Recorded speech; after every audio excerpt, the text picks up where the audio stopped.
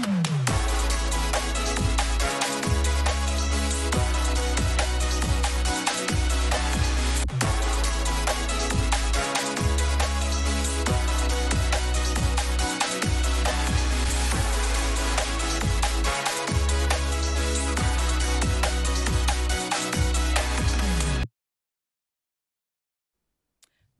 et bienvenue dans le ZCL. Aujourd'hui, 23 juin, nous sommes ensemble jusqu'à 14 h et on a déjà sur le plateau Cindy Decimus qui est chargée du projet Start.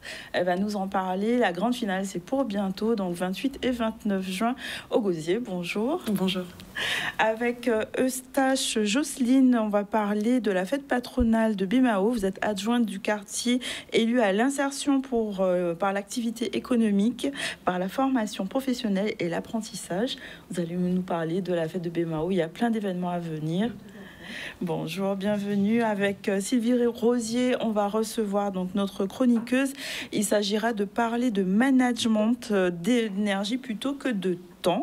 Avec Elodie Emeville, professeure d'histoire. On continuera l'Arawak Story.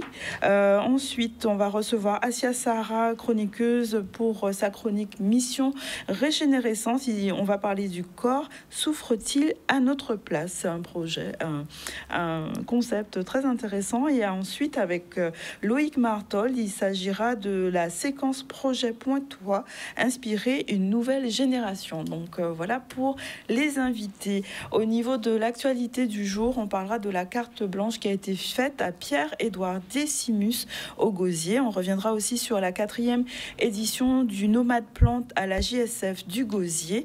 On ira sur Petit Canal pour la fête des parents et on terminera sur Bémao. On aura l'occasion d'en parler concernant le marché Jouarre Saint-Jean. Donc voilà, tout un programme. Aujourd'hui, on va commencer par la carte blanche qui a été faite à Pierre-Édouard Decimus, donc cofondateur du groupe Cassav. Un hommage a été rendu justement à travers une carte blanche, un moment de patrimoine musical caribéen qui a été célébré. On voit un reportage de Patrick Uri. C'est un livre qui a été écrit pour dire merci à la génération qui a fait si on est là aujourd'hui. La génération qui a fait ses études entre 1975 et 1990, c'est essentiellement pour leur dire merci que j'ai fait ça. Et on est là aujourd'hui dans le cadre de la fête de la musique, c'est demain. Donc demain, c'est pour mon jouer musique. Je là, nous va parler à l'entour musique et je présente les potentialités musicales de la Guadeloupe. On a des pépites, des jeunes du collège, de Bémao, des jeunes du lycée Carnot. C'est eux qui fait demain. Il faut le lire, il y a des anecdotes, il y a des témoignages, il y a comment ça s'est passé, pourquoi c'est devenu, pourquoi le mot a été choisi. Et franchement, il faut le lire. Et je vais organiser des rencontres avec les lecteurs pour que je leur explique. Ils vont me poser des questions, on va faire ça. Et donc voilà, on va revenir sur le plateau et parler avec l'adjointe du quartier élu à l'insertion à l'économie, donc Madame Jocelyne Eustache, de toute la programmation qui aura lieu sur la commune de Bémao, donc des temps forts culturels, on reste dans le culturel justement. Et donc il y aura des concerts, des animations, du feu de la Saint-Jean, on en parle ensemble tout de suite. Alors bienvenue, comment ça va se passer? Quels sont les moments importants à ne pas rater? Voilà, donc les temps forts, hein, donc déjà dès demain. Nous aurons donc le bûcher de la Saint-Jean, le traditionnel bûcher que nous avons depuis, on pourrait dire au moins des 100 ans, 150 ans. Ah oui, quand même. Voilà, donc un vrai bûcher. Voilà, oui. C'est une tradition. Alors ça se passe sur la place Chidéric Trinqueur, donc devant la mairie. Et il y aura, vers 17 h, nous aurons bien évidemment, donc à 15 h déjà, il y aura le parcours du flambeau de la Saint-Jean, donc qui partira de Calvaire jusqu'à la mairie. Donc il y aura un relais, okay. Alors qui porte le flambeau. Qui participe à ce relais, en fait, du coup? Alors, il y a plusieurs, hein, donc ce sont on a fait appel à plusieurs relayeurs, D'accord. donc qui porteront la flambeau flamme, comme ça, on pourrait dire. Ce sont pas les Jeux Olympiques, c'est mais presque voilà, les Jeux Olympiques de Bémao. On va dire ça comme c'est la tradition. Et ensuite, nous aurons un spectacle vivant avec la troupe Chalet. Et à 16h, il y aura l'embrasement donc du bûcher de la Saint-Jean. Et donc, mercredi, comme aussi de nombreuses années, nous récompensons les meilleurs élèves. Donc, nous avons le challenge CM2, les meilleurs élèves de CM2. D'accord. Et donc, ils viennent avec leurs parents, nous les recevons à la CASA, donc pour les récompenser. Donc, parce que ce sont aussi des élèves qui vont partir au collège. Oui. Donc, et qui ont les meilleures moyennes, hein, les meilleures notes. Et bien sûr, tous les élèves sont invités. Sont récompensés, voilà, bien sûr. donc, on va... C'est aussi une façon de les valoriser, voilà, de les mettre en avant la jeunesse. Donc de les encourager et aussi pour leur permettre aussi leur première entrée au collège. D'accord. Voilà, et nous aurons le vendredi 27 juin, nous aurons une course pédestre nocturne, donc de 18h30 à 20h, et le fameux Les Roses, hein, donc au bord de mer. Le Les Roses, ce sera au bord de mer. Le samedi 28, la cérémonie officielle avec le rassemblement des personnalités, donc le défilé du cortège, le dépôt de gerbes, l'allocution et le vin d'honneur. Et le soir, le concert, un temps fort. Alors, il y a qui à ce concert? Alors, le concert, nous aurons Tania Saval. Ah oui, quand même. Nous aurons Warped, Rochelle Allison, Edaï, Dasha, Dominique Coco, Jixel, un gros plateau. Réo et DJ 507. Wow. Le dimanche. Donc ça commence à quelle heure? Alors, le concert, c'est à partir de 19h30. 19h30, voilà. Toute la soirée. Toute la soirée, toute la nuit, que tout le monde va s'amuser. Donc, il y aura pour toute génération confondue, parce qu'il y a pour tout le monde. Il y a pour les jeunes et les moins jeunes. En toute sécurité. Voilà, en toute sécurité. Le dimanche 29 juin, là, il y aura le Grand Prix de la ville. Alors, sur le site de Beau Soleil, la fête des seniors, parce qu'on n'oublie pas nos seniors. Donc, nous les invitons donc à la friche. Donc, nous les recevons. Et donc, dans comment on pourrait dire, un goûter dansant. Et avec le groupe Harmonia. D'accord. Non, même si on n'est pas de Bémao, on peut venir quand même. Oui, hein, bien sûr. La fête de Bémao, c'est pour Bémao, mais c'est aussi toute la Guadeloupe. D'accord. Les Guadeloupéens. Non, je parle pour les seniors, justement. C'est-à-dire que nous invitons nos seniors. Bon, après, si un senior vient, on ne va pas lui dire de non pas. Voilà. D'accord, c'est pour savoir. Alors, il y aura la ronde des quadrilleurs. OK. Donc, nous avons toutes les associations de quadrilles sur le territoire de la Guadeloupe. Nous avons à peu près 21 groupes qui seront présents. Et le soir, le bal public, donc animé par Dynastis. Donc, Madame le maire a voulu son bal public. On a tout fait pour qu'elle ait son bal public, pour que la population puisse finir en beauté. Donc, la fête du bourg, je précise bien, donc la fête patronale, avec le groupe Dynastis que tout le monde connaît. Donc, des jeunes très talentueux. Ça, c'est le dimanche. Ça, c'est le dimanche à partir de 20h. D'accord.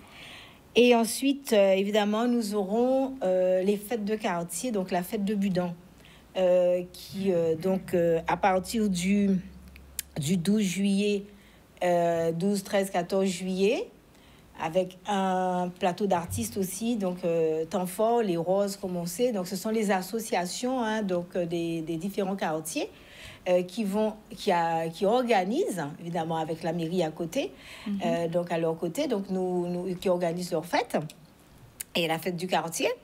Donc un plateau d'artistes pour la fête de Budan. Donc ensuite, là, la fête de Budan, la période, vous avez dit c'est... Alors, la fête de Budan va commencer donc le 11 juillet, 12 juillet et 14 juillet. Et donc ça, c'est les associations, du secteur qui portent le projet. Voilà. Ensuite, la fête de Calvaire avec l'association Jeunesse Calvaire et un plateau d'artistes également. Et il y aura Kamojaka, il y a pas mal d'artistes invités.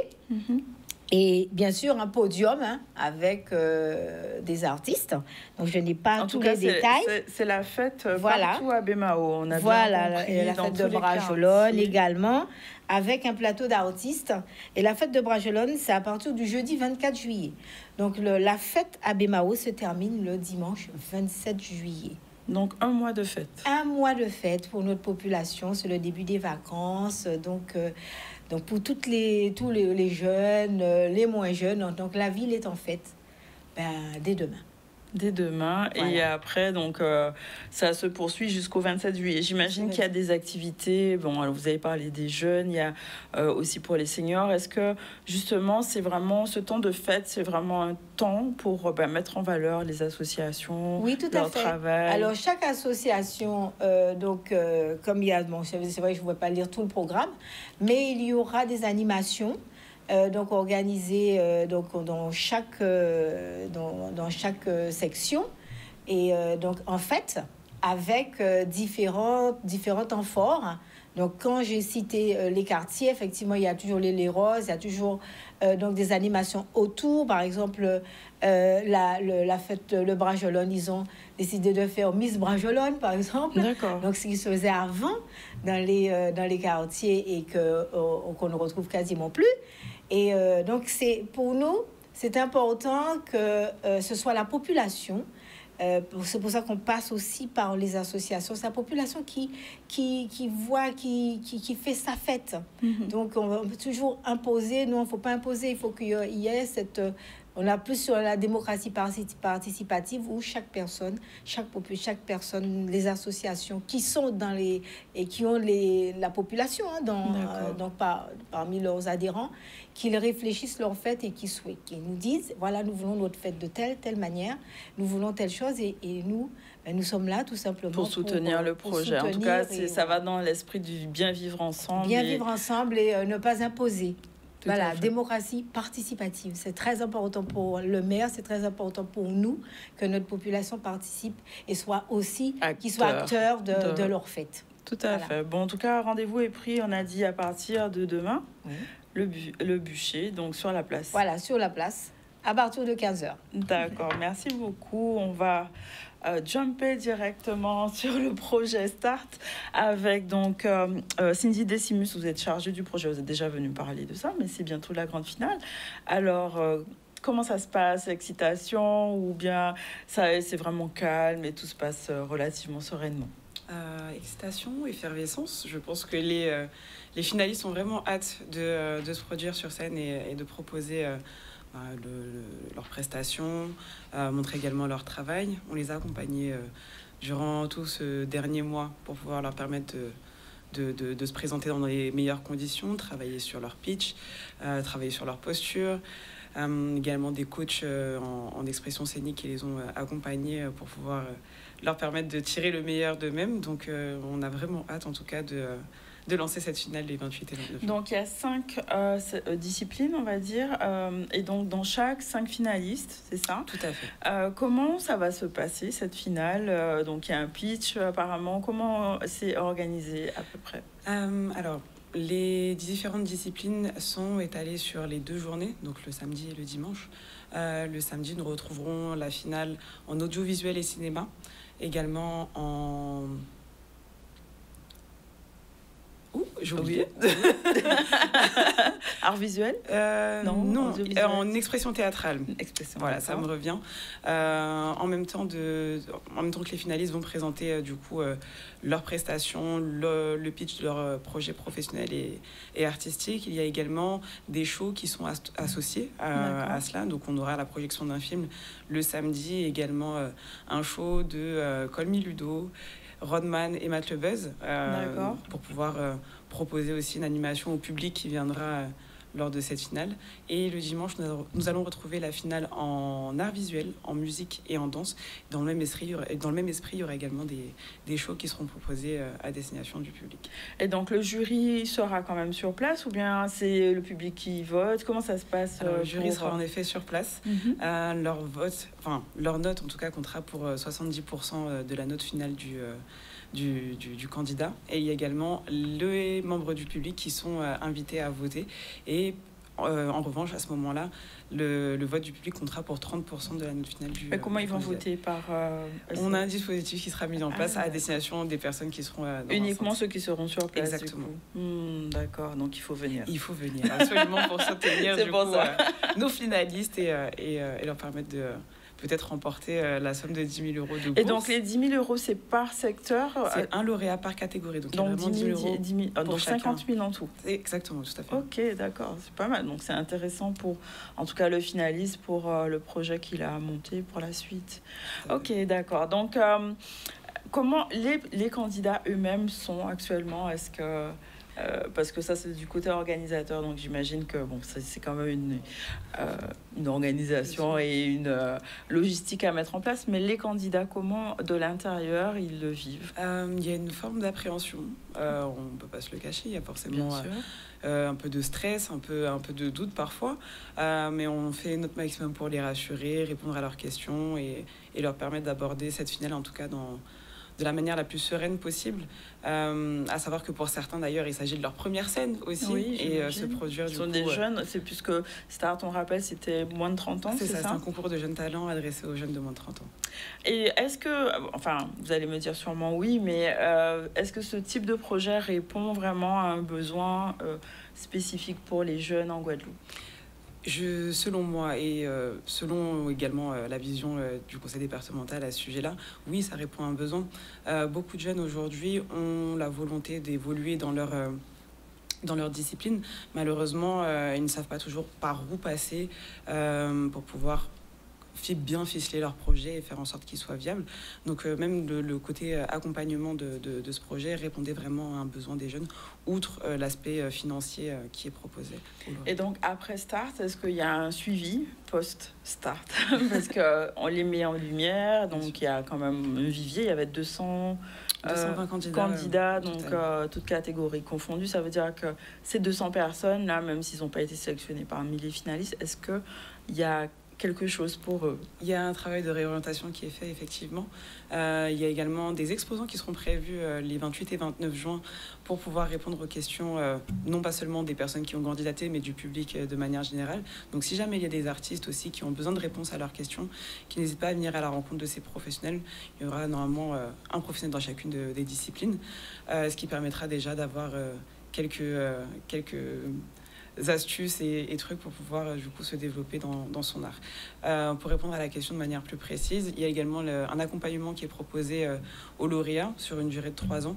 Donc il ne s'agit pas juste d'élire un lauréat et après de le lâcher dans la nature. Non, il y a d'accord, pour le final, enfin celui qui gagne en fait. Tout à fait. Et donc les 4 autres, non. Alors les autres, en revanche, ils sont toujours, comment dire, c'est une forme de détection aussi pour eux. Donc dans l'assemblée, dans le public, il peut y avoir des personnes qui sont intéressées par leur profil et qui sait peut-être que les membres du jury aussi pourront par différents biais parrainer ou mentorer, pas forcément parrainer, mais au moins les orienter ou les aiguiller pour leur permettre de poursuivre leur carrière. Donc on peut venir, alors réserver vos places gratuites, donc c'est gratuit pour venir sur place. L'ensemble de cette finale, enfin la finale de manière générale est vraiment est accessible de manière gratuite. Il faut simplement se rendre sur une billetterie qui s'appelle Ticket Event Room. Si jamais vous avez un peu de mal à trouver, vous pouvez vous rendre sur le site internet start.gp pour retrouver la billetterie en ligne et à ce moment-là prendre des places. D'accord, et on pourra voter en plus pour les finalistes. Bon, ben en tout cas, bonne préparation. J'imagine qu'il y a encore des petites choses à boucler pour que tout soit parfait. Mais rendez-vous le 28 et le 29, donc 15 heures, ça veut dire que ça va durer quand même. C'est un show en quasi. Et pour vous rassurer, on prévoit également des espaces de restauration. Donc vous pouvez passer vraiment toute la journée complète avec nous. On début du show à partir du 15h, mais les portes seront ouvertes dès 14h. Donc n'hésitez pas à venir et profiter des animations. Ok, bon, on a pris note de ces 2 événements. Donc rendez-vous déjà 24, donc demain, à partir de 15h, c'est ça? Oui, tout à fait. Pour le bûcher de la Saint-Jean, hein, c'est quand même le jour demain pour le faire. Et après, on se donne rendez-vous le 28, au Palais des Sports du Gosier, 15h aussi, avec Start, pour devenir pro dans son art. On va faire notre première pause publicitaire et on revient tout à l'heure. On aura Sylvie Rosier et Élodie Emeville pour la suite du programme.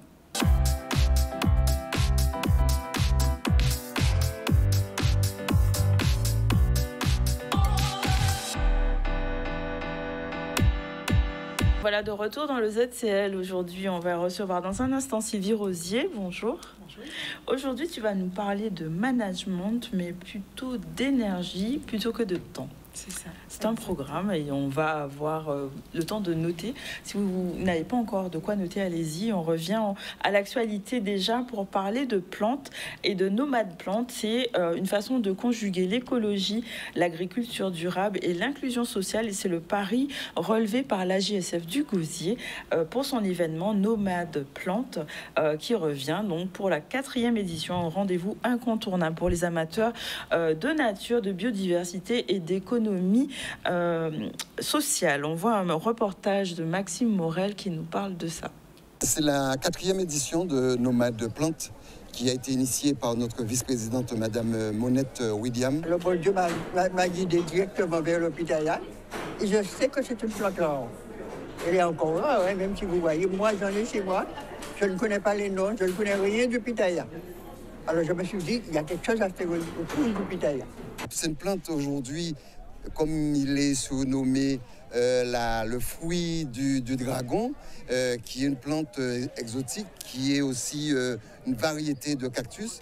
Et il fallait que nous ayons, comme chaque année, sur les différentes plantes ou fruits, des informations supplémentaires. Et de façon à permettre aussi aux Guadeloupéens de connaître les vertus et les bienfaits de ce fruit, justement, Madame William a pris l'initiative de faire connaître ce fruit sur le territoire de Guadeloupe. C'est l'une des plantations les plus faciles à faire parce que elle est extrêmement résistante.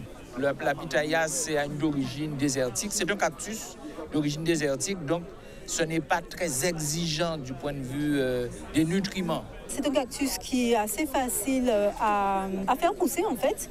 Et également, le fruit a beaucoup de vertus, donc beaucoup d'antioxydants, beaucoup de vitamines.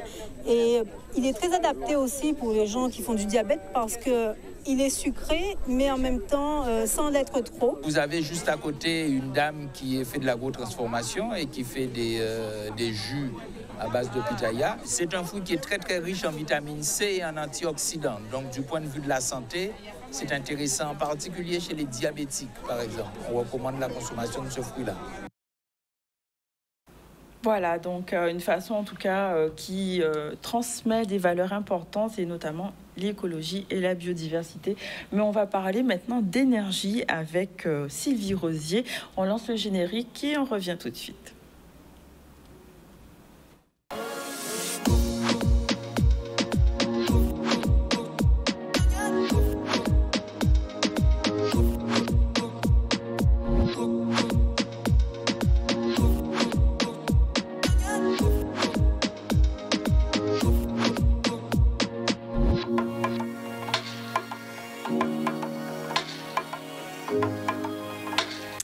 Et bienvenue Sylvie, aujourd'hui tu vas nous parler de performance mais sous un angle différent. C'est ça, j'avais envie de faire un petit pas de côté aujourd'hui, surprendre un peu, puisqu'en fait on parle souvent de productivité, d'agenda bien rempli et tout, et on oublie quelque chose qui est important. Si on n'a pas d'énergie, on ne peut pas accomplir certaines tâches qu'on a à faire dans la journée. Des fois on peut avoir 30 minutes et ne pas réussir à faire les tâches qu'on a à faire.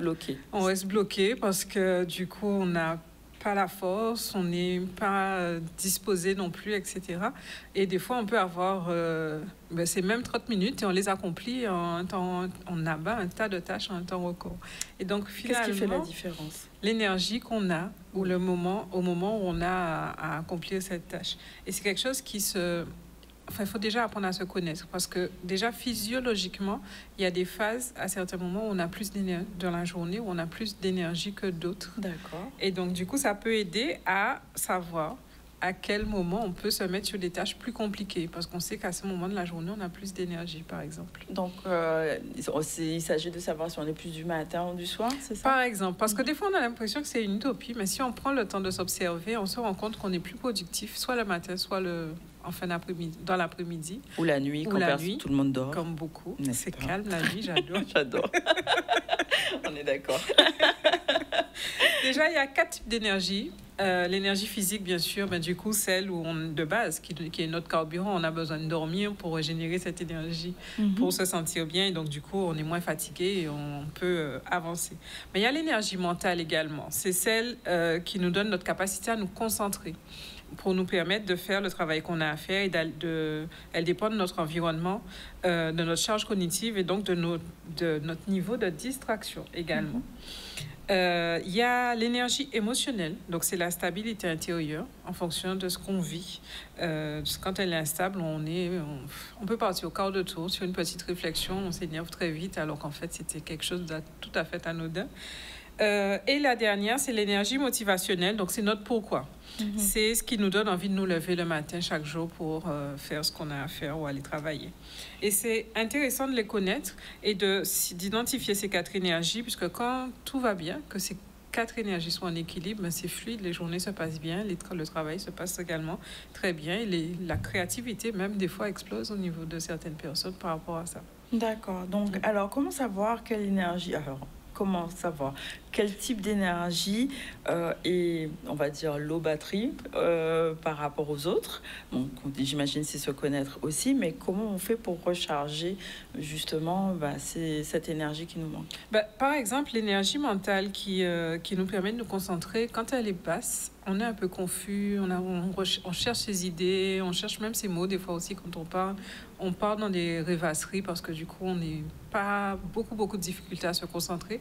Là on peut se rendre compte que c'est l'énergie mentale qui est basse. Peut-être qu'on a eu un événement récent un peu triste qui nous a perturbés ou quelque chose qui s'est passé, et là à ce moment-là c'est de se poser, d'écrire à la rigueur qu'est-ce qui ne va pas, qu'est-ce que je pourrais faire pour aller mieux par rapport à ça, ou en discuter avec un collègue ou avec des proches. Donc il y a l'énergie motivationnelle, notre pourquoi. Si à un moment on trouve plus de sens à ce qu'on fait, là aussi il faut prendre un temps de recul et se demander pourquoi je ne suis plus aussi, j'ai plus autant d'entrain à aller au travail ou à accomplir les tâches que j'ai à faire. Qu'est-ce qui a changé et qu'est-ce que je voudrais pour pouvoir après pouvoir peut-être faire une demande au niveau de notre direction pour demander peut-être soit une évolution de poste, un changement pour améliorer du coup après, retrouver ce pourquoi dans notre travail. D'accord. Donc, qu'est-ce qui va alors recharger? Tu as parlé d'écriture, tu as parlé de... Est-ce qu'il y a d'autres outils qui vont permettre à la personne d'aller un peu plus en introspection, on va dire?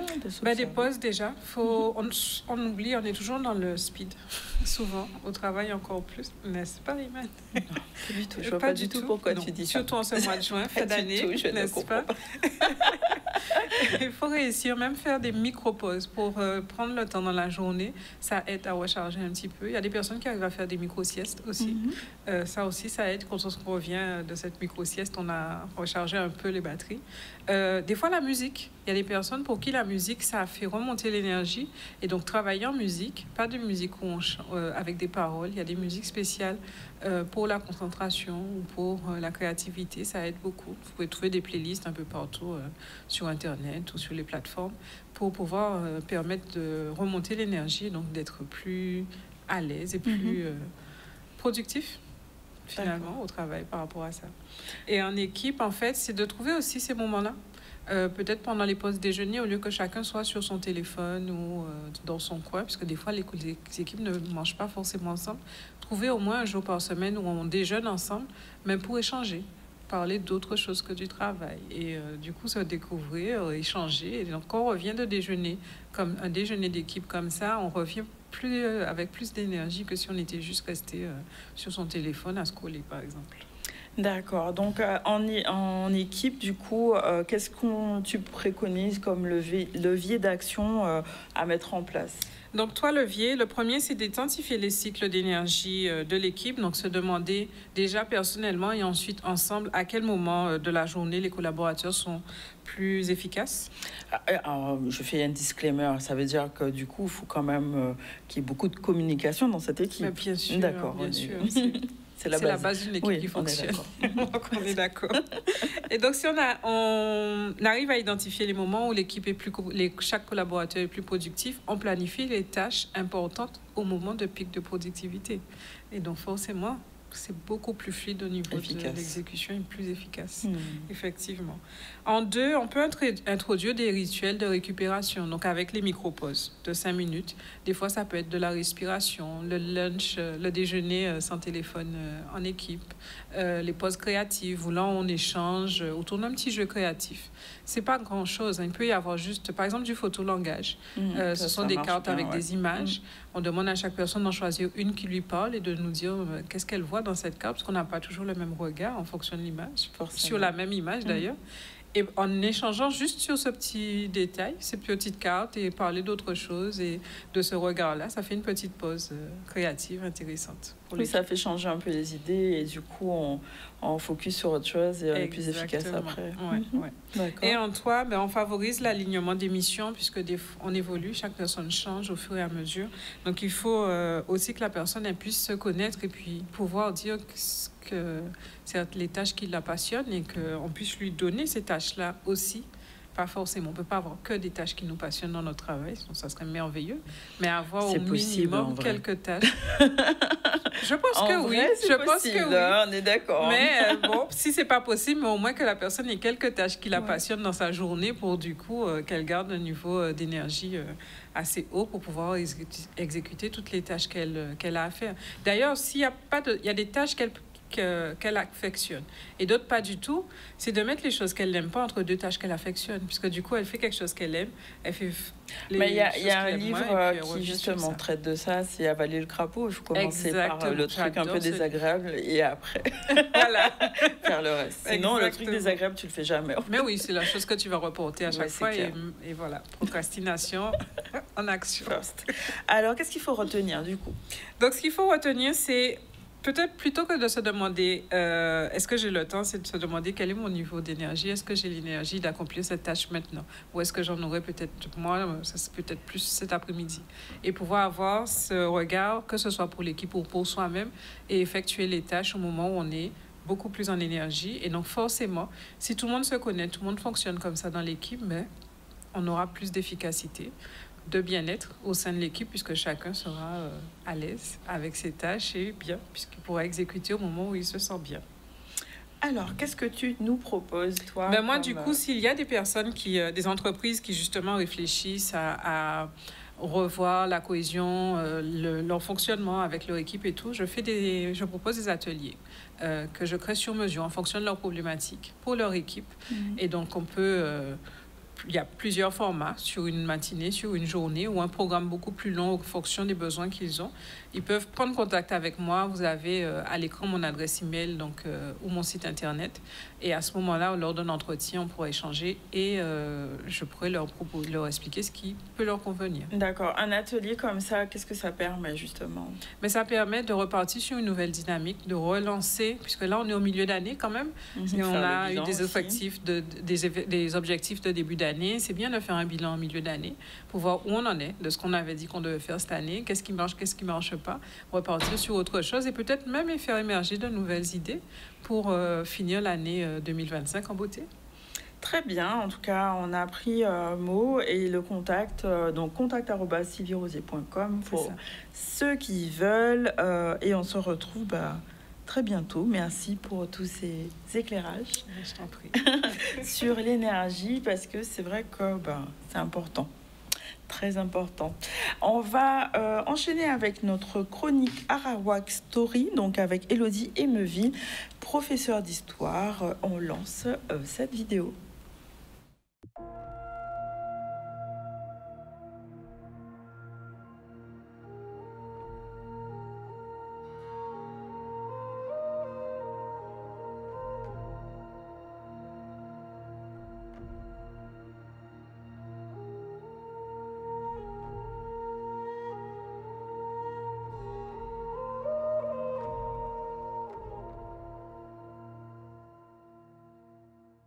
Voilà, bien, rebonjour Élodie Emeville. Bonjour. Merci d'être avec nous, puisque c'est le 3e et dernier épisode de ce petit voyage historique que nous faisons sur les premiers habitants de notre région, les Arawak, comme on les appelle. On a vu un petit peu leur origine dans le premier épisode, ils sortaient de l'Afrique. Ils ont traversé toute l'Asie par le détroit de Bering. Et puis on a vu aussi ce qui s'est passé au XVIIe siècle, pratiquement, avec l'arrivée des colons espagnols, portugais, la séparation, les deux traités qui ont lieu, et même les petites guerres. Et puis maintenant, on va s'arrêter un petit peu sur le mode de vie de ces Amérindiens. Effectivement, nous allons parler maintenant du mode de vie de tous les Arawaks, puisque même si ils sont divisés en différentes sociétés, ils ont tous le même mode de vie. Oui. Alors, vous avez dit souvent qu'ils étaient des gens, des nomades. Hein? Alors, les Kalinago, ce sont des semi-nomades. Donc, eux, ils circulent dans les petites Antilles. Mais les Taïnos, eux, ils sont sédentaires. Donc, ils restent sur les grandes Antilles. Oui. Alors, ils vivent dans ce qu'on appelait à l'époque des carbets. Alors, effectivement, hein, c'est dans le carbet, c'est l'habitation utilisée par les Arawaks. Et donc, ils pratiquent différentes activités. Donc, leur habitation, ils vivent dans des villages, en fait, au bord de l'eau. Au départ, ils sont sur le littoral, et puis au fur et à mesure, ils vont entrer de plus en plus à l'intérieur des terres, mais toujours à côté de cours d'eau. Mais le carbet lui-même, tel qu'on le voit là, il est en bois finalement. Alors, c'est du bois, effectivement, sur lequel on va mettre des feuilles en fonction de l'environnement et soit du palmier, soit du latanier.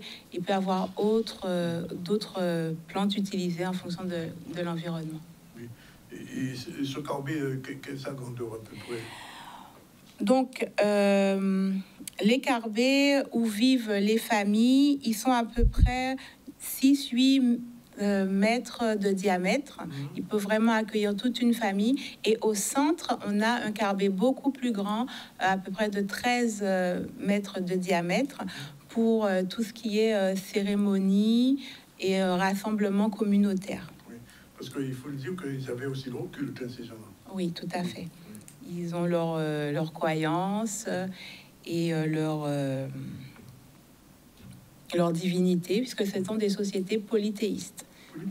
Polythéistes, ils croient en plusieurs dieux, aussi bien masculines que féminines. Alors, dans ces maisons communautaires, comment ils vivaient, de quoi ils vivaient? Parce qu'il faut bien qu'on essaie de comprendre. On dit bon, qu'ils faisaient de la céramique, tout ça, mais ils ne vivaient pas de la céramique, puisqu'ils devaient boire et manger tous les jours. Alors, ils pratiquent l'agriculture. Oui. Donc, ils ont des plantes, ils cultivent dans les hauteurs. Donc, on a le manioc, qui est l'ingrédient principal. Oui, qui est resté d'ailleurs ici. Hein. La cassave, ça vient des Amérindiens. Oui, tout à fait. Oui. Tout à fait. Oui. Donc, le manioc, ils cultivent aussi la patate douce. Oui. Le maïs, qui est une plante amérindienne. Oui. On a aussi je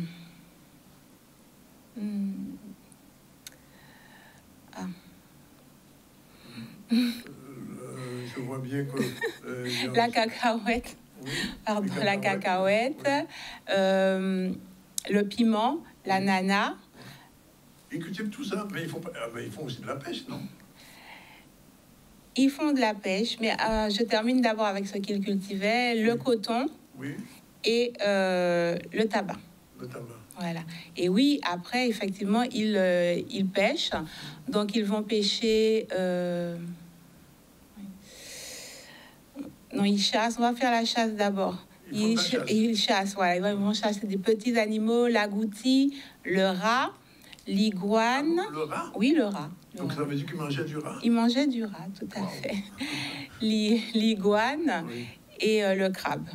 Le crabe, voilà. Oui.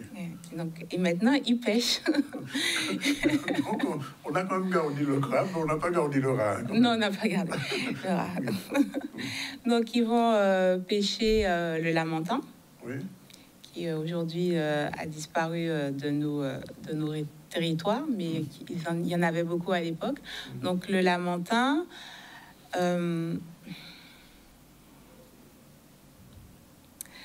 Ah là là. Des écoavis, non? Le lambi. Le lambi. La palourde, des huîtres de palétuvier aussi. Le balaou, le coulirou. Et ils font tout ça avec ce qu'on appelle des petits radeaux, c'est-à-dire des prix-prix. Des prix-prix. Des prix-prix, mais ça existe toujours, ça. Oui. À Marie-Galante, il y a des prix-prix. Hein. Oui. Voilà. Et ils utilisent les nasses et les filets de pêche. Donc, si je comprends bien, quand on regarde un peu la Guadeloupe d'aujourd'hui, elle est fortement marquée par la culture amérindienne, tout à fait. Et des Arawaks. Des Arawaks, tout à fait. Oui. On a encore beaucoup en nous de ce qu'ils ont laissé. Oui. Et c'est cette culture. Et donc, est-ce qu'à cette époque-là, ils sont très pacifiques quand même? Disons que les Kalinago sont un peu plus belliqueux. Oui. Parce que eux, ils sont semi-nomades, donc ils bougent. Oui. Et donc, ils n'hésitent pas à aller attaquer, à faire des petites razzias chez les Taïnos. Ah bon, ils vont jusque-là? Oui, ils vont jusque-là. Ce sont des navigateurs. Hein. Oui. Les Arawaks, ce sont des navigateurs, donc ils circulent dans toute la Caraïbe. Oui. Et ils se font la guerre entre eux, comme on peut le voir sur cette image, hein, dans des pirogues, avec leurs arcs et leurs flèches, mais aussi avec leurs armes qu'ils appelaient le boutou. Le boutou. Qu'est-ce que c'est le boutou? Donc c'est un long morceau de bois avec lequel on se défend et on attaque. Alors, juste une petite précision quand même. Les Kalinago qui vivent dans la Caraïbe, dans les Antilles à cette époque-là, sont les mêmes qu'on trouve dans l'Orinoque. C'est la même... C'est la même civilisation. Ils vivent exactement de la même façon, dans des carbets, ils chassent, ils pêchent, hein, ils cultivent le manioc. C'est vraiment la base de l'alimentation de la civilisation Ararat. Après, bien évidemment, en fonction de leur environnement, il va y avoir quelques différences. Donc, par exemple, les Kalinago, eux, sont semi-nomades, donc ils circulent d'île en île, tandis que les Taïnos, eux, ils sont sédentaires, donc ils ne bougent pas. Alors, je pose la question, mais je ne sais pas si vous avez la réponse, parce qu'on dit que les Kalinago récupérer les femmes des Arawaks, c'est ça? Non, absolument pas. C'est l'inverse? Les Kalinago ne pouvaient pas récupérer les femmes des Arawaks, puisque les Kalinago, ce sont des Arawaks. Oui. Donc on peut pas... Non, parce qu'on disait, on a eu l'occasion de le dire, souvent de le dire, et c'est pour ça que je pose la question, que dans les carbets, les femmes n'étaient pas les femmes des Kalinago, c'est ça? En fait, la société est divisée, est genrée. Les activités des femmes... C'est-à-dire tout ce qui est s'occuper des enfants, de l'agriculture, la cuisine, est différente de l'activité des hommes, c'est-à-dire faire la guerre, pêcher, chasser, faire de la vannerie. Oui. Et donc, ça amène un langage différent. Oui. Et donc, quand les Européens, eux, ils arrivent, ils rencontrent une population qu'ils pensent différente parce qu'ils ne parlent pas exactement de la même façon. Mais en fait, c'était leur langage et ils se comprenaient très bien les uns les autres. Oui. Alors, il faut faire un petit focus, puisqu'on va bientôt terminer, un petit peu sur Trois-Rivières, puisque Trois-Rivières se dit la ville des Amérindiens. Premièrement, est-ce que les Amérindiens ont vécu longtemps à Trois-Rivières, plus que dans les autres régions de la Guadeloupe? Ils n'ont pas vécu plus longtemps, ils ont vécu aussi longtemps que toutes les autres régions de la Guadeloupe, mais ce qui fait de Trois-Rivières une exception, c'est le nombre de pétroglyphes qui est sur ce territoire. Oui. On a une condensation énorme de pétroglyphes. Et ça ne s'explique pas. Et ça ne s'explique pas. On peut partir sur beaucoup de théories, mais ce sont des civilisations qui ont disparu, et donc on ne sait pas. On ne peut que imaginer des choses. Puisqu'il laisse des pétroglyphes. Il laisse beaucoup de pétroglyphes avec énormément de visages, de formes aussi, qui sont influencés par leurs croyances, c'est-à-dire tout ce qui est les dieux félins, les lapins, les crabes. Vraiment, on voit dans les formes des pétroglyphes ressortir ces divinités quand on les observe correctement. Et après, on voit aussi des visages bien incisés, bien gravés, qui font l'étude de... Non, des visages, ils sont indéterminés. Oui. Alors, sur la culture saladoïde, alors, parce que ça aussi, et on va peut-être terminer là-dessus, qu'est-ce que c'est exactement cette culture saladoïde? Alors, la culture saladoïde, c'est-à-dire que les sociétés amérindiennes, Arawak, elles font la céramique. Donc, en observant leur poterie, on a déterminé qu'il y avait 2 temps forts dans cette période... pour les Kalina, c'est-à-dire un moment ils sont tournés vers le Venezuela, ce qui se passe sur la terre d'où ils sont partis. Et donc on a des céramiques qui sont très travaillées, très incisées, avec des formes très variées. Et tandis qu'on a une deuxième période, c'est la période troumassoïde. Et là, on a une société qui est beaucoup plus insulaire, qui est beaucoup plus tournée vers elle-même et qui va donc avoir une céramique un peu moins bien travaillée, moins bien définie. Mais il faut dire qu'à ce moment-là, ils pratiquent la vannerie et le tissage. Donc, alors, le dernier mot, et on va terminer là-dessus, c'est quand même, si les gens veulent avoir plus de visibilité sur tout cela, il y a un centre quand même. Le centre de ressources en archéologie, effectivement, au collège des Roches-Gravées de Trois-Rivières, on a laissé un petit espace consacré à l'histoire et à l'archéologie de la Guadeloupe. Et dans cet espace, on a des objets et des pièces authentiques. Oui, qui ont été retrouvés par quelqu'un. Donc, monsieur Carloman Bassett, qui est l'historien et un poète de la commune de Trois-Rivières. Comme vous-même. Eh bien, voilà, on a fait au cours de ces 3 petits épisodes un petit parcours, parce qu'il y a encore beaucoup de choses à dire sur les Amérindiens, sur les Arawak. Oui, il y a encore beaucoup de choses à dire. Ce sera peut-être pour une prochaine fois. En tout cas, merci de m'avoir invité. Eh bien, merci d'avoir répondu à notre invitation et merci à tout le monde de regarder ces choses. Madame Aimé-Ville est disponible, elle est historienne, elle est prof d'histoire au Roches-Gravées. Et si vous avez plus d'informations, vous voulez plus d'informations, mais vous pouvez vous rendre au collège des Roches-Gravées de Trois-Rivières. Voilà, c'est fini pour ces 3 épisodes. Merci. Et à très bientôt sur une suite probablement, parce que comme on dit, derrière Wawak, il y a Wawak. Voilà, c'est fini pour aujourd'hui.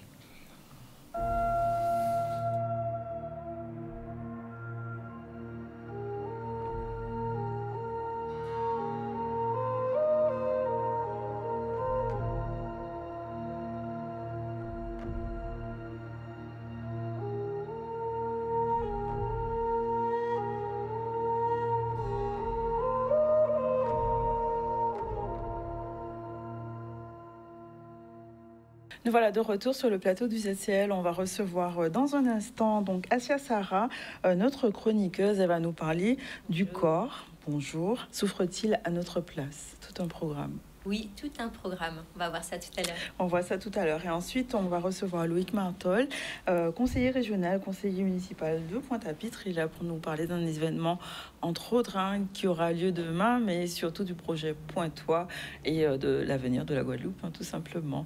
Bonjour. Bonjour, bonjour à tous vos visiteurs, bonjour à madame. On va revenir rapidement à l'actualité, parler de la fête des parents qui s'est déroulée sur Petit Canal. Donc, c'était une façon de mettre à l'honneur les familles, les parents de façon chaleureuse et intergénérationnelle, où petits et grands ont pu bénéficier d'animations, de gestes symboliques pour rappeler l'importance du lien parental. On voit un reportage de Nébor. Chaque année, la ville de Petit Canal, avec son centre communal d'action sociale, a effectivement le plaisir de recevoir tous les parents du territoire, et bien parce que c'est l'occasion aussi de pouvoir récompenser les parents. Nous savons que être parent, c'est important, c'est un rôle majeur, capital pour l'éducation des enfants, mais aussi ça demande aussi des sacrifices. Et donc c'est pour ça que le centre communal d'action sociale de Petit Canal est véritablement aux côtés de la famille. Nous avons depuis 2014 créé le CCAS, le centre communal d'action sociale de la ville de Petit Canal, et nous avons consacré un budget pour les accompagner. J'ai défilé un petit peu, moi ainsi que la première adjointe, l'ensemble des aides qui sont disponibles, que ce soit pour les étudiants, que ce soit pour les jeunes qui veulent se former, que ce soit pour aussi ceux qui ont un projet, on apporte un accompagnement pour leur investissement et pour leur permettre de réaliser leur projet. Nous allons vraiment au plus près des familles parce que nous connaissons aussi les difficultés pour se déplacer sur le territoire. Et donc, nous menons des actions de proximité, notamment dans nos salles polyvalentes, au travers d'ateliers de Ticosé. Eh bien, c'est des moments de convivialité et qui permettent aux parents aussi, au travers de ces jeux, eh bien, de transmettre et de partager des histoires, de se raconter. C'est un moment de partage, c'est un moment où nous les félicitons, nous les encourageons à continuer à accompagner leurs enfants, à parfaire l'éducation des enfants et nous leur rappelons aussi tous les outils que nous mettons à leur disposition pour les accompagner et tout le budget aussi qui est consacré et qui est disponible pour venir en aide sur les différents projets portés par la famille, portés par les enfants. Voilà, donc une fête qui permet de célébrer les parents et de renforcer le tissu social. On va parler maintenant du marché Joue à la Saint-Jean, donc qui était sur Bémao. Donc un marché traditionnel qui mêle savoir-faire, produits locaux et rythme festif. On voit un reportage de Vianney Valverde. C'est le marché de la Saint-Jean qui est ici aujourd'hui avec les agriculteurs, des pépiniéristes surtout, puisqu'en fait l'objectif de ce jour, c'est le jour le plus long et c'est le président de l'association des agriculteurs vous l'expliquera bien. Et c'est à leur initiative que ce marché existe et c'est la 22e édition. C'est un jour symbolique pour tous, pour les agriculteurs. C'est le jour qu'on a choisi pour planter les arbres, les plantes, les fruits et les légumes, puisque effectivement ce jour-là, quand on plante là, on a toujours de bons résultats, de bons rendements et des produits de qualité. C'est traditionnellement un marché où on met d'abord en avant les pépiniéristes, planter fleurs, fruits et légumes en plan, pour que les gens puissent aller planter chez eux. C'est aussi de l'agro-transformation, beaucoup d'agro-transformation. Il y a beaucoup de jeunes qui s'installent dans cette voie-là, c'est important pour nous. C'est aussi du culinaire, on peut manger sur place, et c'est aussi de l'artisanat d'art. Donc c'est un petit peu ça qui fait le marché de la particularité de Joue à la Saint-Jean depuis près de 22 ans. Nous, on participe en présentant ce que nos salariés produisent sur la pépinière que nous avons. Donc tout ce qui est plantes médicinales, arbres fruitiers, savoir qu'on est dans la production horticole. Donc tout ce qu'on amène ici, c'est ce que les salariés en insertion ont pu produire à travers leur travail. Voilà, on se rappelle qu'on a reçu tout à l'heure quelqu'un de la mairie de Bémao pour justement le feu de la Saint-Jean qui aura lieu demain à partir de 15h sur la place Sheldrick Trinqueur. On va parler du corps avec Asia. On lance tout de suite le générique Mission Régénérescence. Bienvenue sur la chronique Mission Régénérescence. Mission Régénérescence intervient auprès des familles, auprès des seniors, auprès de la jeunesse et en intergénérationnel. Elle promouvoit la santé, la vitalité, au niveau physique, au niveau mental et au niveau émotionnel. Et donc, on va parler du corps. Est-ce que les émotions refoulées pèsent sur notre corps? Est-ce que, justement, les douleurs physiques ne reflètent pas une émotion refoulée? C'est la thématique du jour. Pourquoi on parle de, justement, ce corps qui garde ses émotions et comment ça se passe, en fait? Alors oui, j'ai choisi cette thématique aujourd'hui parce que, à mon sens, on ne peut pas parler de santé sans qu'on parle des émotions. Et il est évident aujourd'hui, on le dit dans de nombreux pays, que les émotions refoulées, les émotions réprimées ont pour conséquence les maladies dans notre corps. Aujourd'hui, on sait dire qu'il n'y a pas une seule maladie qui ne vient pas d'émotions au départ refoulées dans le corps. Alors malheureusement encore en France, c'est encore un petit peu, voilà, c'est pas quelque chose sur lequel on est très sensibilisé et c'est le pourquoi de la thématique d'aujourd'hui parce que vraiment, je souhaiterais sensibiliser le plus grand nombre à cet état de fait. D'accord, donc ça veut dire qu'il y a un lien entre la maladie, les organes malades et les émotions. Oui, aujourd'hui c'est scientifiquement prouvé. On sait dire qu'en fait toutes les parties du corps ont une corrélation avec une émotion refoulée. Tu vois, comme par exemple, Iman, on peut dire que au niveau de la tête, tout ce qui est en rapport avec les migraines, les douleurs au niveau de la tête, c'est toutes les tensions que nous avons pu accumuler, tout le stress que nous avons pu accumuler, qui a tendance à un moment donné à créer ces tensions vasculaires quelque part qui peuvent aller jusqu'à l'AVC. Quelqu'un qui est dans une charge mentale perpétuelle et qui ne libère pas cette émotion, qui ne libère pas son stress, est potentiel.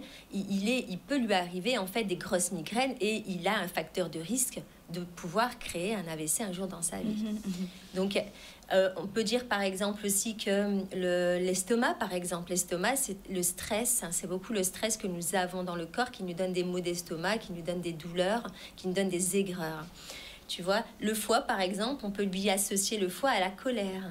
On sait dire aujourd'hui qu'en fait, les gens qui ont des problèmes au niveau du foie et qui ont même tendance à boire, c'est des personnes qui ont énormément de colère et qui se sont pas permis, parce qu'on n'a pas appris à gérer et à libérer les émotions, qui ont trouvé, si tu veux, un moyen d'expression. Un moyen d'expression, un moyen de se faire du bien de manière secondaire, puisqu'ils ont pu trouver, dans leurs mains à ce moment-là. Donc ça veut dire que, schématiquement, est-ce que chaque émotion refoulée, donc qu'on n'exprime pas, rend malade? Alors, bien heureusement, pas tout de suite. Hein. Tu vois, bien heureusement, pas tout de suite. Ça veut dire, c'est quoi? C'est l'accumulation d'émotions refoulées qui fait ça? Tu sais, j'accompagne des personnes, par exemple, qui ont des douleurs partout dans le corps. On parle de fibromyalgie. D'ailleurs, on a pu faire l'événement il n'y a pas très longtemps. Oui, il y a eu une journée spéciale. Voilà, sur la fibromyalgie, tu vois. Et aujourd'hui, la fibromyalgie, c'est quoi? C'est des douleurs partout au niveau musculo-squelettique. C'est des migraines, c'est de la fatigue, c'est des insomnies. Et en fait, tout est relatif ici à du stress, à de l'anxiété, au stress du corps et au stress émotionnel, tu vois. Donc, comment on fait pour savoir qu'on a cette surcharge émotionnelle? Comment le détecter? Parce que peut-être que certaines personnes ne le savent pas, en fait. Oui, alors, je pense que les personnes le savent. Simplement, il y a un moment donné où malheureusement, le corps a tellement pris l'habitude de vivre avec ce stress qu'on fonctionne avec. Tu vois, et encore, on n'a pas pour habitude de se prioriser et de prendre soin de soi, parce qu'on a toujours quelqu'un à qui il faut prendre soin. Si c'est pas sa maman, ça va être la voisine, la famille. On est aidant familial de par nature, notamment surtout en Guadeloupe.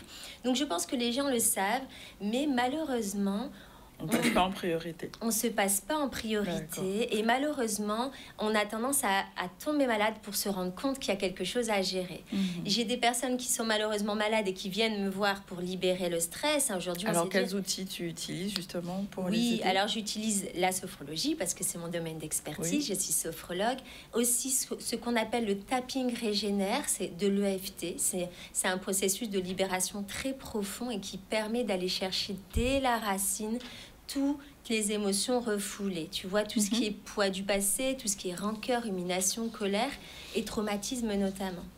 Et voilà, et après j'utilise tout ce qui est massage de libération émotionnelle aussi. Et les ateliers permettent, que les ateliers que tu proposes permettent d'expérimenter en fait ces outils. L'atelier du pardon, oui. Merci d'en parler. L'atelier du pardon qui a énormément de succès, qui permet effectivement de libérer en profondeur énormément d'émotions bloquées dans le corps, effectivement, et de retrouver la sérénité et la paix.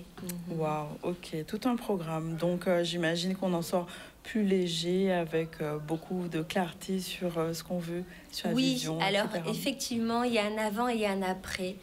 Prendre le temps de prendre soin de soi, de libérer ses émotions avant de tomber malade, avant que le corps parle, parce que le corps a une mémoire et ce que nous n'exprimons pas, c'est le corps qui va le faire à notre place. Alors, donc, ce serait quoi, alors juste pour faire la transition avec Monsieur Martol, puisque on va dire que si la Guadeloupe était un pays malade avec des émotions refoulées, quelle solution tu pourrais mettre en place pour permettre justement une légèreté et une émotion exprimé. Alors bien heureusement. Tout un programme, n'est-ce pas? Il est sûr qu'avec la conjoncture actuelle, voilà, on n'est pas très bien. Voilà, c'est assez très très particulier en ce moment. Mais je pense qu'effectivement, c'est vraiment le meilleur des moments pour prendre soin de soi aujourd'hui et de pouvoir libérer ses émotions. J'ai énormément de personnes qui ont des troubles du sommeil, qui vivent dans un stress chronique, qu'ils ont mal partout, qu'ils ont des problèmes de digestion, et tout ça, c'est relié aux émotions. Donc moi, bien sûr, évidemment, je vous conseillerais d'appeler forcément. Donc moi, mon domaine de spécificité, c'est la libération émotionnelle, c'est la sophrologie, c'est tout ce qui est thérapie autour du bien-être et du mieux-être, parce que j'aime beaucoup. Voilà, donc comment contacter?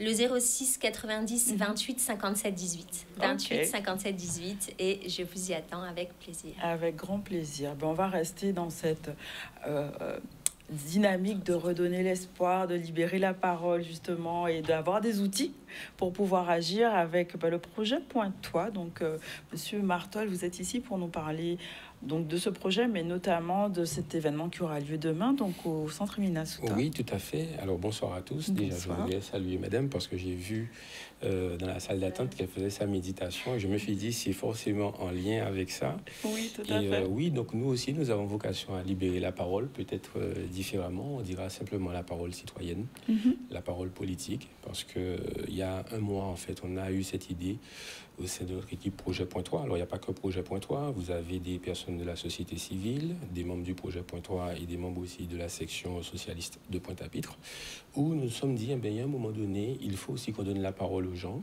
on donne la parole surtout aux jeunes, parce qu'en fait, on est très sensible à ça, parce que les jeunes, c'est l'avenir du pays. Et pour ce faire, nous aurons 3 invités, donc Elisabeth, qui est de l'association La Pointe Ville en Move, que tout le monde connaît maintenant à Pointe-à-Pitre, et qui fait pas mal de micro-trottoirs pour un peu écouter, percevoir, parce que vous savez, quand vous êtes déjà élu, les gens, soit ils ont peur de vous parler, ou ils vont vous dire, pas de la bonne voilà, façon. ils vont vous dire, il faut régler le problème en moins, ce que je comprends totalement. Mais je pense que libérer la parole, c'est aussi faire intervenir les personnes de la société civile. Ensuite, on a Jules Otto, qui est maire de Vieux-Habitants, conseiller départemental, qui accepte effectivement de parler du sens de l'engagement, des responsabilités, c'est important. Et le avocat, professeur des universités qu'on ne présente plus, Pierre-Yves Chicot, qui lui aussi viendra, parce qu'en fait, j'ai voulu qu'on ait ce mélange un peu un professeur guadeloupéen qui puisse venir parler aux Guadeloupéens, un maire en place et aussi un jeune. Et justement, pour parler d'inspiration, inspirer la nouvelle génération. Inspirer une nouvelle génération. Comment faire, parce que justement? je ne prétends pas, on ne prétend pas au sein de notre comité exécutif d'avoir réponse à tout, mais il faut quand même qu'on parle à nos compatriotes. Et c'est pour ça qu'on a appelé cette thématique Inspirer une nouvelle génération. Pourquoi? Parce que clairement, aujourd'hui, il y a une méfiance politique, il y a une défiance politique. On est au lendemain du congrès. Qu'est-ce que vous en avez pensé de ce congrès? Je vais vous dire tout à l'heure. On est au lendemain du congrès. On est dans une situation ambiguë. Regardez ce qui s'est passé avec Cabana Beach. Donc les jeunes se posent des questions pour se dire, mais finalement, comment je dois faire demain? En même temps, il faut respecter la loi. En même temps, ça pose des questions sur comment on organise le littoral de la Guadeloupe. Donc ce sont de vraies questions et de vrais sujets. Et on voit aussi que les gens sont un peu perdus parfois par rapport aux démarches à réaliser. Et ça, c'est important, parce que nous, toutes ni projets, nous, toutes bien fait, mais parfois, il y a des passages quand même qui sont réglementaires. Et en même temps, j'entends aussi ceux qui disent que la loi doit être la même pour tout le monde. Donc, c'est pas facile aujourd'hui de faire de la politique, c'est pas facile de s'engager, mais moi, j'invite tout un chacun à toujours s'engager. On est dans une situation en Guadeloupe où, vous m'avez posé la question sur le concret, qu'on veuille ou qu'on veuille pas, aujourd'hui, on ne peut pas être dans le statu quo, et je pense que personne n'est dans le statu quo. Il faut aussi qu'on puisse parler à nos compatriotes en termes simples et pour leur dire qu'on doit avancer. Est-ce que c'est le cas actuellement? C'est difficile à dire. Il y a eu un sondage qui a été fait. C'est difficile à dire parce que je pense que toutes les parties, toutes les strates de ceux qui composent la Guadeloupe n'ont pas tous été entendus, ni écoutés, ni reçus. Moi, j'aurais aimé, par exemple, que l'ensemble des associations culturelles aussi donnent leur point de vue, que les associations sportives donnent leur point de vue, que les associations qui font vivre le territoire donnent leur point de vue, et surtout que les bénévoles soient aussi associés à la démarche. Alors oui, il y a eu des choses. Oui, c'est très bien. Oui, mais une enquête qui est représentative, absolument, normalement. Mais moi, ce que je vais vous dire, c'est que si aujourd'hui, moi, je vous donne les remontées de terrain que j'ai, je ne donne pas forcément mon avis sur tout, mais quand les gens vous disent, mais Martol, ils ne sont pas capables payer en subvention, on va régler le problème de la formation, ils sont capables de nous échanger. Donc ça veut dire qu'il y a encore beaucoup de pédagogie à faire. Il faut saluer le travail qui a été fait, parce que nous-mêmes, quand nous étions en campagne en 2021, nous avons toujours dit qu'il faut qu'on réfléchisse comment on veut la Guadeloupe demain. Il faut qu'on dise qu'est-ce qu'on veut pour ce pays-là et avec toutes les parties qui composent ce pays-là. Au niveau de Pays Guadeloupe, aussi bien comme les élus de Guadeloupe plurielle et solidaire du département, nous avons fait, entre nous, nous avons fait plus de 10 heures de réunion pour savoir effectivement, finalement, qu'est-ce qu'il fallait faire, comment il faut présenter les choses, pourquoi ça ne fonctionne pas. Et on s'est rendu compte effectivement que, par exemple, le monde socio-professionnel et économique, c'est pas moi qui l'ai dit, c'est eux qui l'ont dit, n'ont pas été assez entendus. Or, regardez le contexte dans lequel nous sommes au niveau national, un contexte de crise. Nous sommes peut-être dans un contexte international compliqué. Le politique peut avoir toutes les bonnes idées, parce que personne, je crois, n'a le monopole des bonnes idées, mais l'argent reste le nerf de la guerre. Nos compatriotes, nos locaux, c'est leur fin de mois qui les intéresse. C'est de savoir est-ce que je vais avoir de l'eau, regarder l'état des routes. De l'eau potable. Donc, oui, de l'eau de qualité et en quantité. Et voilà. Mais ce que je veux dire par là, c'est que ce n'est pas un jeu, c'est très sérieux. Donc ça veut dire que aujourd'hui, je pense que, et ça va être aussi une des problématiques de cette... c'est pas un débat, c'est vraiment une discussion libre. Il y a des élus qui viennent de Basse-Terre, d'autres qui vont venir de Grande-Terre, Vous attendez quoi, en fait, comme résultat vous savez, avec ça? Nous, dans chaque manifestation que nous avons faite, nous avons toujours été dans la démarche constat, mais propositions. Nous ne sommes pas là pour dire nous avons les meilleures propositions, mais nous sommes là aussi quelque part comme des lanceurs d'alerte ou des gens de terrain qui vont collecter effectivement ces informations. Moi, je reçois beaucoup de messages depuis qu'on a accéléré la communication sur les réseaux sociaux, et les gens ont des choses à dire. Donc c'est l'occasion justement de venir parler. Il y a beaucoup d'élus qui seront présents demain soir. Mais alors, des élus, d'accord, mais si c'est pour inspirer la nouvelle génération, pardon, est-ce que c'est pas l'idée de faire venir de la jeunesse? Alors justement, mais c'est pour ça que personnellement, moi je ne suis pas intervenant. J'aurais pu dire je ne suis pas intervenant. Je préfère me dire que je suis un observateur de la chose publique. Donc ça veut dire quoi? À travers justement la Pointe Ville en Move, à travers les personnes qui seront là, et je souhaite qu'il y ait des élus qui soient présents sans une dimension partisane, mais une dimension libre, qu'ils puissent venir s'exprimer librement. Je crois qu'aujourd'hui en Guadeloupe, si on doit travailler sur la confiance, ça veut dire qu'on a travaillé sur un axe pédagogique. On doit nous-mêmes, élus, être rigoureux, parfois je dirais même exemplaire. On ne peut plus se permettre... Est-ce que c'est le cas actuellement? Je ne sais pas. D'accord. On ne peut plus se permettre de fuir un débat. On nous dit oui, mais zopaté là. Mais je rappelle quand même que la région peut organiser son congrès aussi pendant 6 mois. C'est séparé en deux entre le département et la région par 6 mois. La deuxième chose, c'est que les résolutions qui ont été prises au congrès seront présentées au conseil régional pour vote et pour discussion aussi. Donc à ce moment-là, on verra effectivement comment les choses vont se passer. Mais ce que je veux dire aujourd'hui, c'est que nos Guadeloupéens, notre population a besoin de s'exprimer. Dans un contexte où les réseaux sociaux accélère ce qui est bon et parfois malheureusement le pire. Oui. Donc nous devons, nous élus, être responsables, présenter les choses, expliquer dans une dimension de libérer la parole. Et je suis content qu'il y ait ces jeunes de la Pointe Ville en Move qui ont répondu à notre invitation. Je suis aussi content que Pierre-Yves Chicot, professeur des universités, soit présent. Peut-être qu'il y en aura d'autres. Et je suis content effectivement qu'on ait un maire en place avec une commune qui se porte très bien, Jules Auto, qui sera présent demain soir. Voilà un petit peu. Et puis, si je peux me permettre, je vous en prie, allez-y. De la globalité de la démarche, oui, je suis aussi parrain d'une manifestation qui va se faire vendredi, où justement on a recensé des formations avec, et je remercie, alors sur Instagram, elle s'appelle Shine Pearl, qui va parler de la confiance en soi. On a un organisme bancaire qui va parler aux étudiants pour comment les accompagner financièrement. Je remercie la CAF qui va venir, c'est vendredi matin, de 8h à 13h à la salle Réminès Souta, au centre culturel Réminès Souta. Et je remercie effectivement la DOM qui va présenter un ensemble d'accompagnements. Donc on est dans une démarche au niveau de notre équipe Projet Point-3 et au niveau de tous ceux qui nous accompagnent, parce qu'il n'y a pas que Projet Point-3, il y a aussi la société civile, de vouloir être en capacité d'être dans le dire, mais dans le faire, dans le verbe, mais aussi dans l'action. Et c'est ça, en fait, mission à nous, parce que quand on s'est engagé, c'est justement pour être force de proposition et pour être toujours présent face à la population, et nous le serons régulièrement et nous continuerons à l'être. Voilà. Très bien. Bon, en tout cas, rendez-vous est pris donc, demain. Rendez-vous mardi soir, 18h45, au centre culturel Réminès Souta. Alors, Pour les agents de la ville, je précise, parce que ça ferme à 21h, parce que nous arrivons en retard, donc essayez d'être le plus possible à l'heure, comme ça nous qui pas encore plus de temps pour nous parler.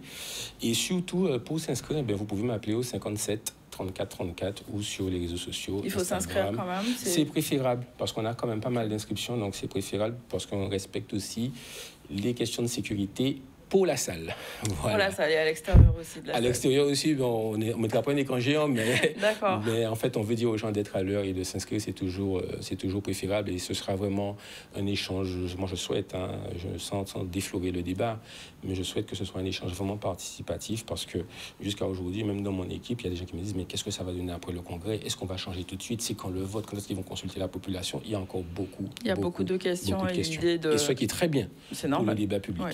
Tout à fait. Donc, en tout cas, c'est ce que vous proposez, c'est un espace pour mieux impliquer tout le monde dans le bâtir de demain. Oui, parce qu'il faut impliquer la population, parce que on ne peut pas venir. Moi, je dis toujours, on ne peut pas venir voir nos concitoyens les qui leur viennent dans une période de campagne électorale. Oui, parce que c'est bientôt, concrètement, en fait. Certes, mais vous savez, moi, je vais vous dire, Projet Pointois, ça fait 6 ans qu'on existe. On s'est présenté en 2020. On était une équipe de jeunes. On n'était pas accompagnés politiquement. On était vraiment dans une démarche de trouver des personnes qui ont de la technicité, parce qu'il y a de vraies questions qui se posent en Guadeloupe.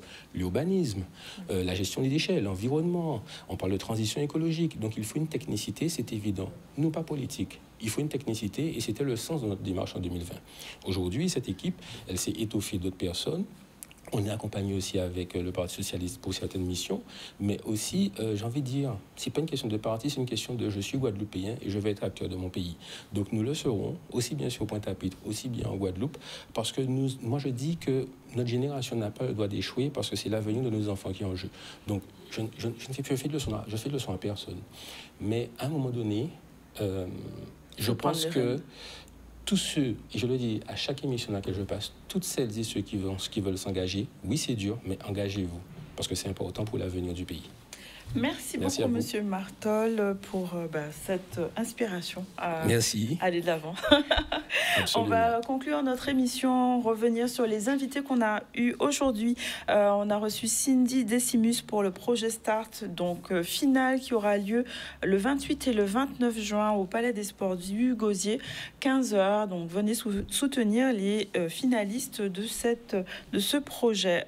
Avec Eustache, Jocelyne, il était question de la fête patronale de BMAO, donc plein d'événements entre le 21 et le 27 juillet, 21 juin et 27 juillet, et notamment le 24 avec le bûcher sur la place de BMAO.